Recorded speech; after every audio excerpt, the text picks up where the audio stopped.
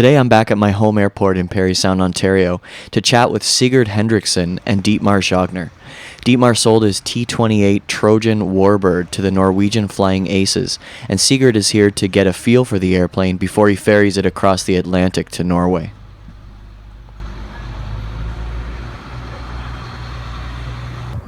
Yeah, I'm Sigurd Henriksen. I'm from Norway. That's where I live and work, and I do this part-time. I'm an ATP pilot. I fly corporate normally, but I like to do these things a couple of times a year or so. Okay. I used to do it a lot more earlier. I'm picking up this aircraft, the T-28 Trojan. A friend of mine bought it in Norway. He has a little company. It's called Flying Aces. They have a Stearman, a Harvard, Decathlon that I picked up a month ago, and now they're getting this Trojan also. They're very dedicated to classic aircraft, warplanes and older aircraft. It's a route. I have to go all the way up north because of the limited range. So out of here I'm going to Quebec City, Sadil,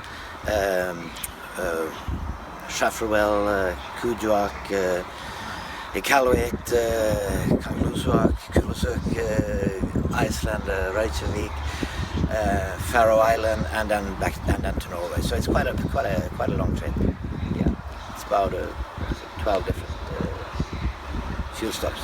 Yeah, that's the only way with this one because of the limited range. Yeah.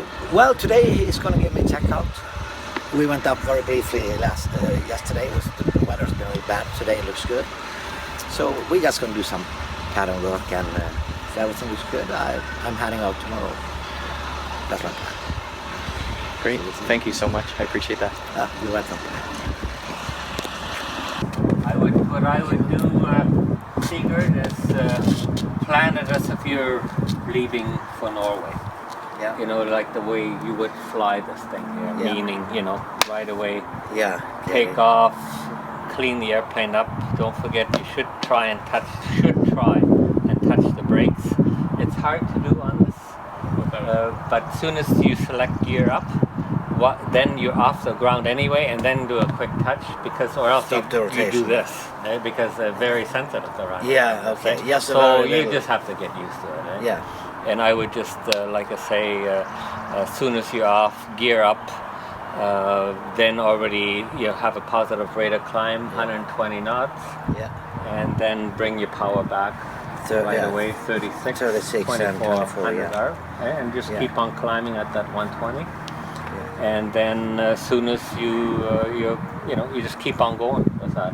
Yeah. Until you're at altitude, right? And then pull it back then pull it to normal and pull it back to. Yeah. Bring the nose down first. Yeah. So you get that forward momentum, yeah. And then pull it back.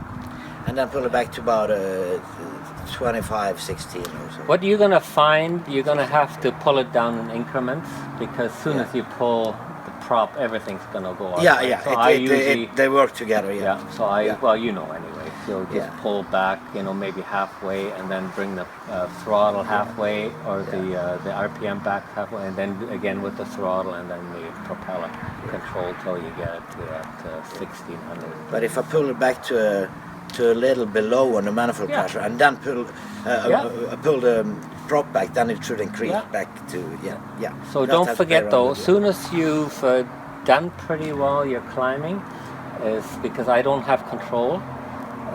Don't forget about the cowl flaps. You're gonna be in trailing anyway on takeoff. On takeoff, yeah. And then as soon as you're up, you can actually, believe it or not, you can even close it partially at that power setting. No problem. Yeah. You won't overheat.